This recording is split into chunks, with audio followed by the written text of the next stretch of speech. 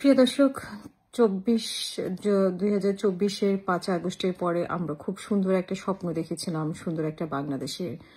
কিন্তু এই স্বপ্নটা পূরণের জন্য যে সরকার হাতে বাংলাদেশকে দেওয়া হয়েছে, সেই সরকারই আমাদের স্বপ্ন ভঙ্গ করেছে। এবং যে তরুণদের প্রতি একটা আমাদের আশা ভরসা ছিল, সেই তরুণরাও আমাদের একটা স্বপ্ন ভঙ্গ করেছে। তারা আসলে একসময় দেখা গেছে যে তারা তাদের স্বার্থেই চিন্তা করছে, তারা রাজনৈতিক স্বপ্ন দেখা শুরু করেছে। অন্য দল যেরকম স্বপ্ন দেখে, অন্য নেতারা যেরকম স্বপ্ন দেখে, তারাও ঠিক ওই পথে এগেছে। মানে ব্যতিক্রম কোনো কিছু আমরা পাইনি।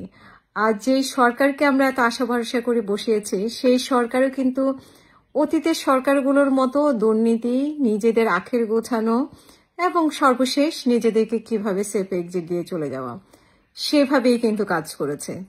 তো আমরা আসলে বারবার আশাহত হয়েছি, সেই পুরাতন রাজনীতিবিদদের কাছে যেরকম আশাহত হয়েছি, বর্তমান যে সরকারকে আমরা খুব আশা ভরসা করে বসিয়েছি, নোবেল বিজয়ী ডক্টর মোহাম্মদ ইউনূস, এবং উনি আবার যাদেরকে নিয়ে এসেছেন, উনি তো বলেছেন যাকে সামনে পেয়েছেন তাকে বসিয়ে দিয়েছেন।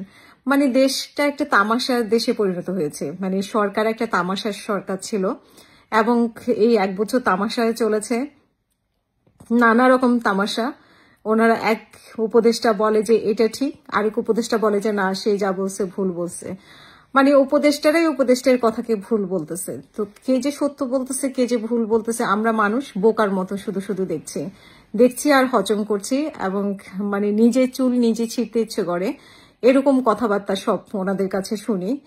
আর কষ্ট হয় যে আমাদের এত বাচ্চারা রক্ত দিয়েছে, এত মায়ের কোল খালি হয়েছে, কিন্তু আমরা কি অর্জন করেছি? আমরা জিরো অর্জন। মানে অর্জনটা ছিল ভালো, কিন্তু সে অর্জনটাকে জিরোতে নিয়ে গেছে এই সরকার এবং এনসিপি মিলে। আর এখন জামাত বিএনপি ক্ষমতা যাওয়ার স্বপ্ন দেখছে। ক্ষমতায় গিয়ে হবে কি, যতই সুন্দর সুন্দর কথা বলো, ক্ষমতা গিয়ে সেই আগে যেরকম বাংলাদেশ ছিল, মানে রাজনৈতিক সরকার যেরকম ছিল, ঠিক সেই লাইনেই যাবে। মাঝখান থেকে কি হয়েছে? হ্যাঁ, ঠিক আছে, একটা ভালো কাজ হয়েছে যে একটা স্বৈরতান্ত্রিক সরকারকে আমরা বিদায় করতে পেরেছি, কিন্তু সেই জায়গা থেকে কেউ কি শিক্ষা নিতে পেরেছে? সেই শিক্ষাটা কিন্তু কেউ নেয়নি এবং নিবেও না। ভবিষ্যতে আবারও সেরকম একটা পজিশন তৈরি হবে।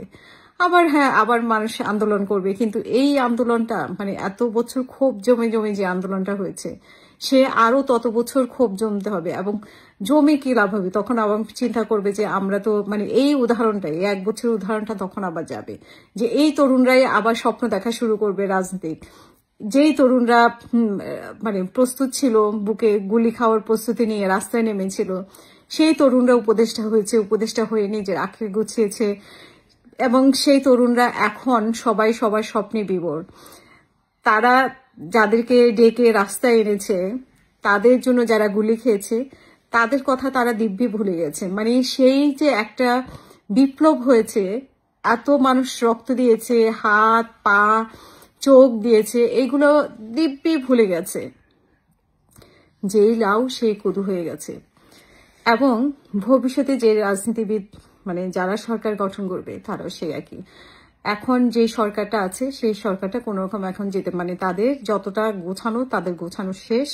আর তারা এর থেকে বেশি, মানে তারা এখন প্যাচের মধ্যে পড়ে যাচ্ছে। কারণ তাদের হানিমুন পিরিয়ড শেষ হয়ে গেছে, তারপরে তাদের ঐক্যমত কমিশন হাবি জাবি এগুলো বুঝিয়ে বুঝিয়ে এতদিন মানুষকে মানে ধরে রেখেছে। এখন তো তারা যেই মানুষকে বোকা বানিয়েছে, সেটা আস্তে আস্তে ধরা পড়ে গেছে। এখন তারা কত মানুষকে বুঝ দিয়ে দিয়ে দিয়ে দিয়ে দিয়ে কাটাবে?